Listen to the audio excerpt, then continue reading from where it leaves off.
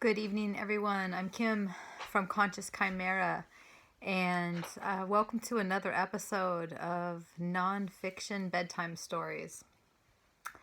So today, and I should say, you may hear a little noise in the background.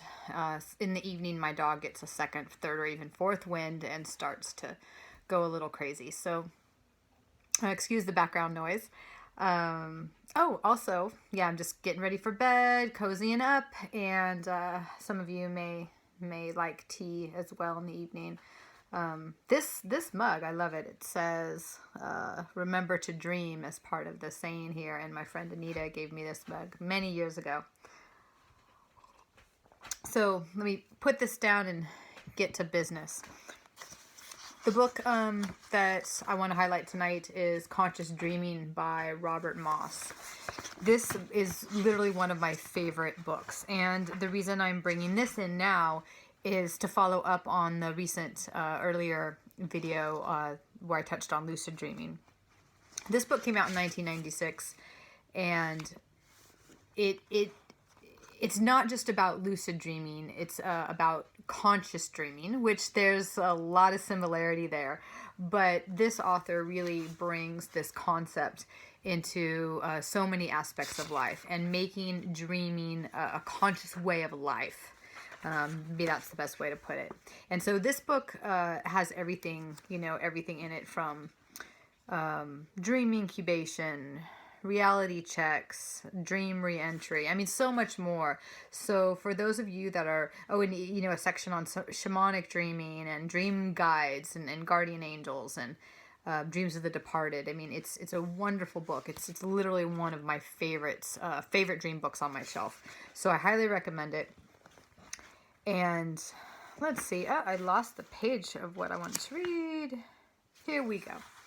So, in his chapter called Becoming a Dream Catcher, there's a section titled Catching Your Dreams. And in, again, earlier videos, I mentioned logging dreams, tracking dreams, dream journals, things like that. And that to know that we've had a lucid dream, we have to remember them in the first place, right? So I'll highlight some things from my book about ways to remember dreams, but I really like how Robert Moss lays it out. So I'm just going to say a little bit from that.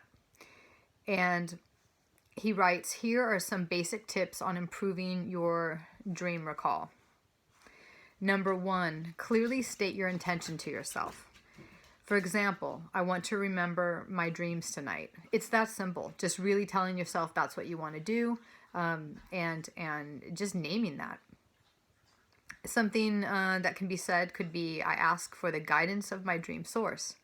So there's really no right or wrong way to do it, but to state your intention is really, really important. And it can be, in my opinion, it can be silent to yourself, it can be written down, or said out loud, proclaimed to the dreaming mind as you fall asleep.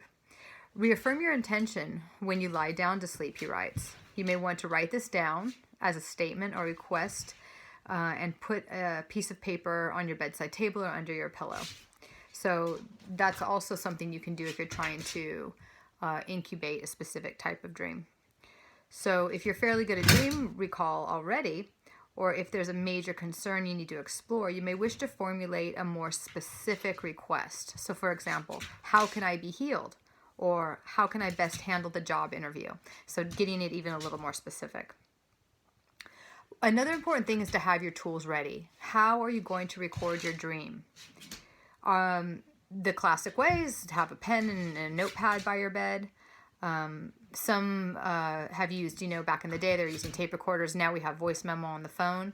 I used to wake up and go straight to writing. And now I go straight to voice memo. And then from there, I write. Just have that accessible. Have it right there.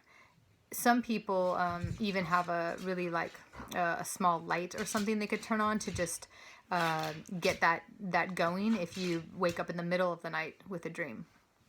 Oh, this dog is distracting. Lie down.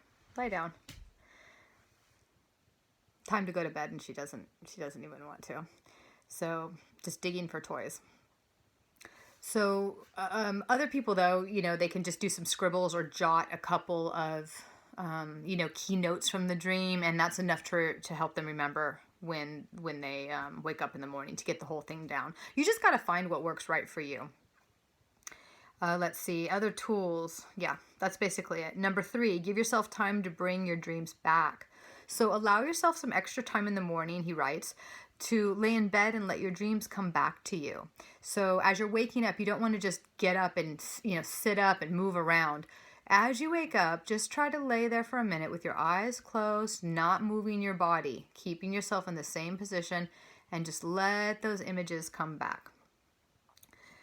On days when you don't need an alarm, it's best to do these kinds of practices. I always have a heck of a time if I'm waking up by alarm. So weekends can be best for somebody, but you just find what's right for you.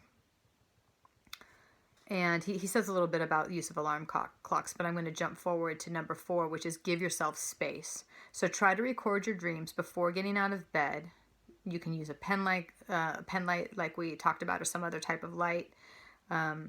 If you don't want to wake anyone up, you can kind of just, maybe if you creep into the bathroom or hallway or something, to be able to jot that down if it's going to cause too much disturbance in the bed. And yes, I can hear some of you probably already thinking, oh, this takes effort. And it does, but it just depends. Do you want an active, an active dream life, an active dream work process? Do you want to really engage with your dreams in a deeper way than you have before? If so, it does take this effort. And he also notes, number 5, write your dreams down at once. So this may seem cruel, like a cruel punishment if you're waking up at 4 a.m. Dreams are fleeting, right? Many times have I woken up at that hour thinking, oh, I'll just remember. I don't want to do anything. I'll just remember. Yeah, right. I don't remember at all. So I've had to decide, if I'm going to be serious about this, I just got to jot at least something down. And then I can go back to sleep. Number 6, start with a few trigger words.